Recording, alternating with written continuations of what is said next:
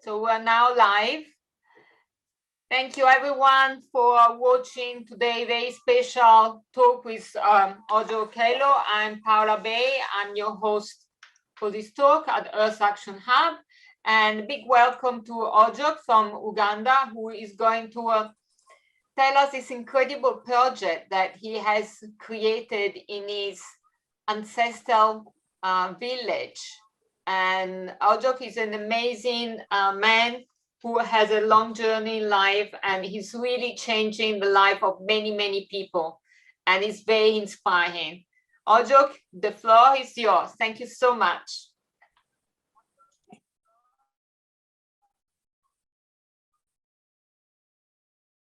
Thank you very much, Paola. I appreciate this opportunity of these conversations that the whole world talks about and considers sustainability, because the challenges we are facing at the moment are the ones of existential. They threaten our existence as a humanity.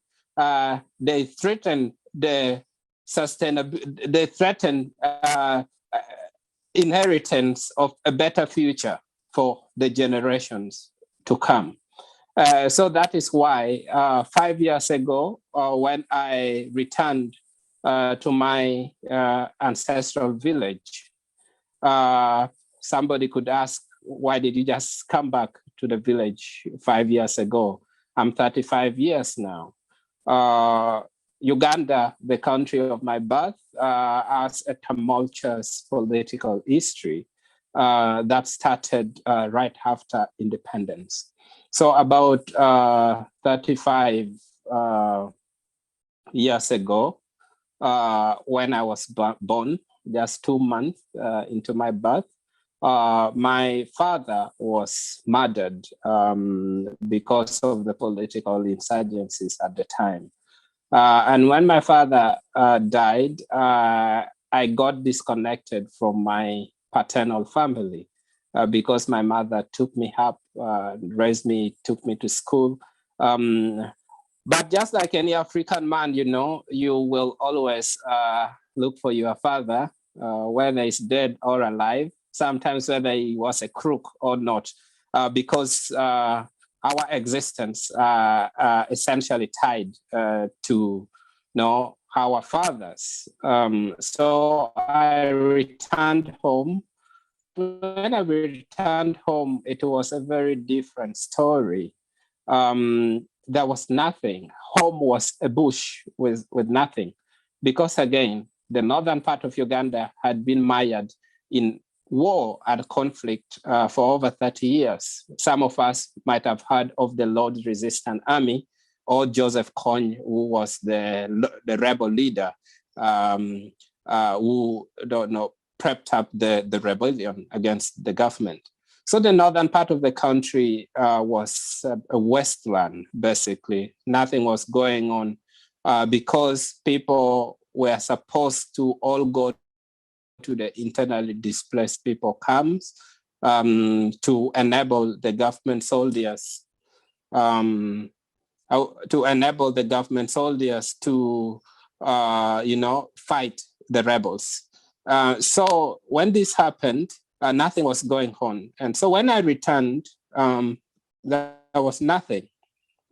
So I had a choice to decide whether I could resettle in the village, or resettle in the village and do something, or go back wherever I had been staying for the past 30 years and continue with my life.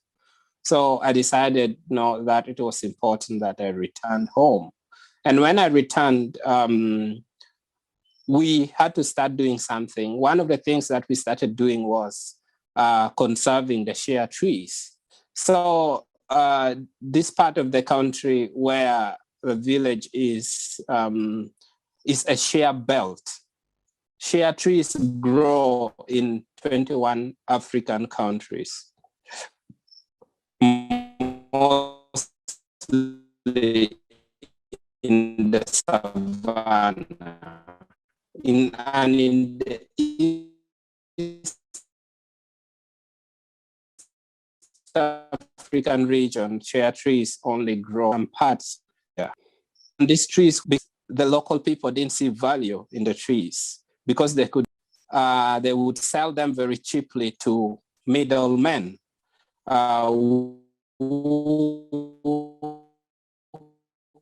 offered very little prices. So the community members didn't see this as important value. So they didn't value and treasure it.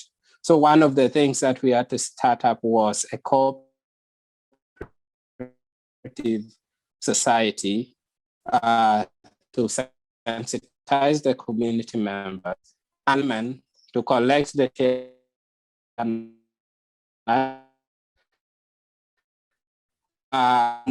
these share nuts into shea butter. So at the moment, on the average, which is a premium shea butter product, well sought after in Kampala. Now we are expiring exports to Europe, the United States. That is just one of our stories.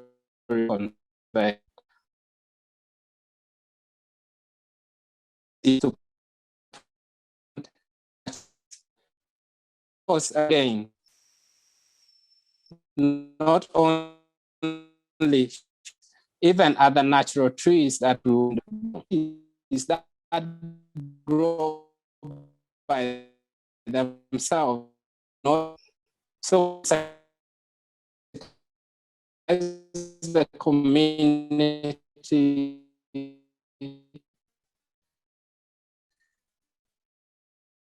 we tell them about these organic workshops of traditional in the forestry conservationists, to educate the community members about the value of these traditional tree species. So some of that we are trying to do. But we know opportunities for people to have alternative sources of income. They will still always go back to destroy nature and environment. So we have to make sure that we support the creation of businesses. So one of the things we do in the project as part of the Okere City project is start up a community grocery center and a community marketplace. So every Saturday of the week, thousands of community members come to this market space to sell different products. They bring local chickens, they bring maize, they bring grains, whatever grains they have to sell, And when they do this, they go to the grocery store and then buy essential goods that they need for their homes and other essential goods. We also, one of the projects with us have is a community medical facility where community members come and have access to basic treatment. They don't have money and they can only pay for the services once they get the money. The most important theory of our operation is, and we cannot expect people to trust us without providing a basis for them to do so. And by doing this, we offer, even from the grocery store, if somebody came and said, I need soap to bathe my child, but we do not have the money at the moment, we are able to give the person the product and only count on trust and expect them to do so. So far, 99% of the credit facilities we've been given to the community members have been repaid. So this is just one of the great essentials components that continue fueling our work. Paola, I'm just getting requesting for a minute, doesn't die out. Oh, Just you're dying out. So sorry. I know a it's second. a very challenging Okay. time with the internet for Yes, everyone. but I have a battery. Oh, Yes, no. but I think your story of going back Yeah, to your just don't worry, it's very powerful. yes. Yes. Because we often forget where we come from, who our ancestors are, and then it can also create an imbalance in our life. While knowing your roots, it's definitely helping facing and overcoming a lot of challenges. Yeah, yeah. I think the yes. And that's why your story is so inspiring, I would say, at least for me. But I see also our participant very engaged in what you're sharing with us. And everyone who is watching, please let us know where you are from in the chat. Thank you. Ojok, you're good to go. Yeah, thank you very much. And so the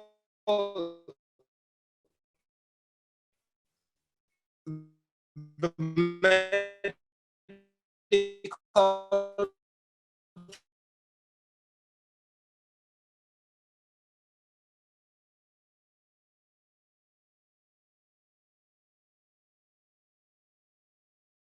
facility is one of the for upgrading our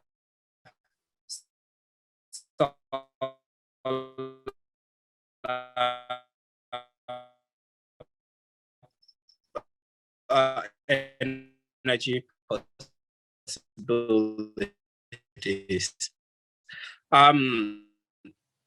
So what we since the query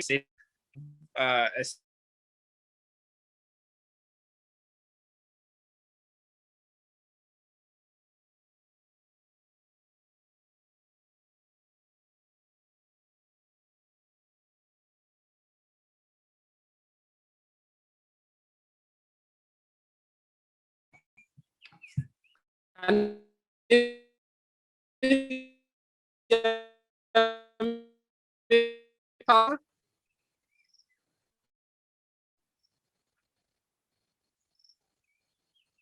hello.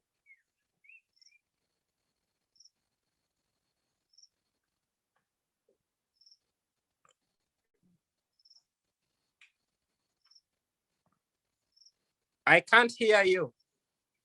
Can you hear me? Oh, yes, sorry, I was on mute. Yes, you have a bit of a dodgy connection, but Ojok, goes ahead. We're listening to you. Thank you.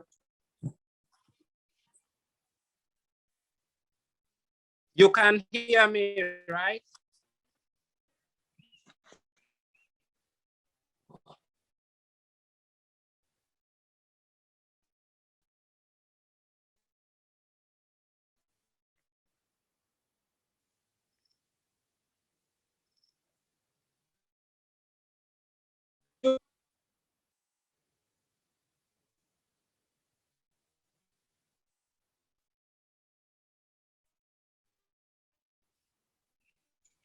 We cannot hear you You're now. speaking, Paula? Now I can hear you, yeah.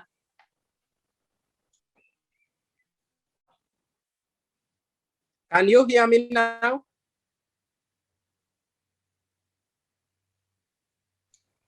We don't hear. Is everything okay? Yeah, on our side, yes. Now we can hear you. Yeah, go ahead. Okay, I am sorry. Connectivity.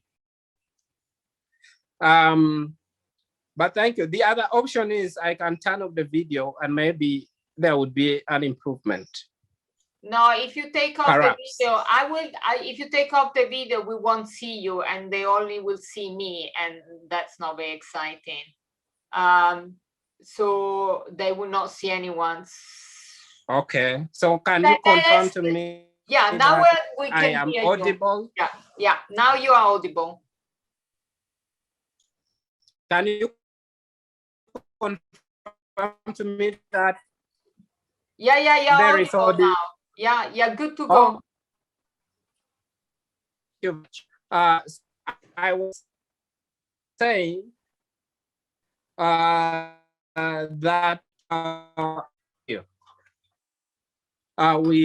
we also power our village with solar energy because it's a green option and it's one of a sustainable alternative for making sure that we have solar energy.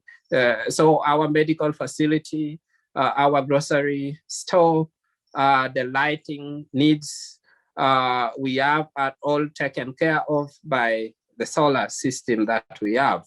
The other community project that we have is also the school. So we have a kindergarten where we are having 120 children in nursery school, but also, and we currently are having 20 children who just enrolled in the pro. Education is very important in the village because there is the illiteracy rate in the village is up to 72%. So up to 72% of the people in the village cannot read or write. So we have to ensure that at least the children have access to quality educational services. But as one of the ways of alleviating the consequences of illiteracy, we also run an early childhood, we also run an adult education program because the ideas that we have requires community members and even individuals within the community to have a different mindset, to have different imaginations about what the possibilities could be. And you cannot do this with somebody with very little or no education at all. So we have to invest in adult education because it is very important that it gives them new perspectives, that it gives them new thinking and ideas about what could be done to address some of the problems that they face. Another project that we also implement to support sustainability of the village is agriculture, modern agricultural practices. So a key challenge in the village is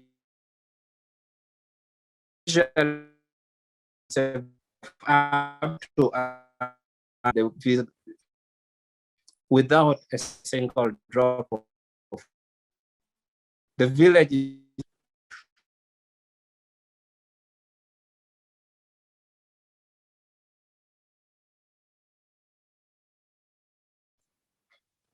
Just to take you back, so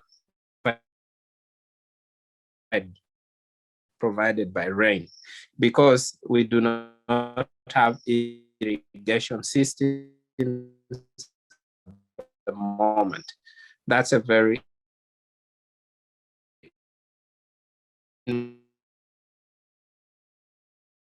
first by providing farmers in the village with quality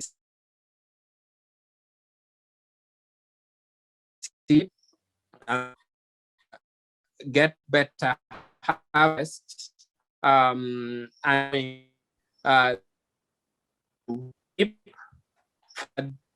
and to also sell some for their income. We are doing at a society we have with the farmers in the construction where farmers can bring their produce, store their produce, because they don't have handling facilities. The facility then provides opportunity for them to have storage and store, and then come get it whenever they want to if they have a better buyer. So in summary, I just wanted to give us a snippet of our project and what we are doing. And I would take this opportunity to invite any questions and or clarity. And if you have any comments, that would be appreciated as well. Thank you very much. Thank you, Ojok. It looks like from the discussion on the chat that they really like what you're sharing. So what was the most important lesson that you learned from going back to your ancestral village and meeting somehow with the village elders and so forth? We only have 2 minutes left, so it needs to be a quick answer, please. I think what the most important lesson is that community involvement and participation is key to ensure sustainability of any project. We, from the very beginning, sure that engage the community, that all the ideas are not crazy ideas, but that the ideas originate from the community, and that when we come to implementation stage, and I only provide advisory expert advice.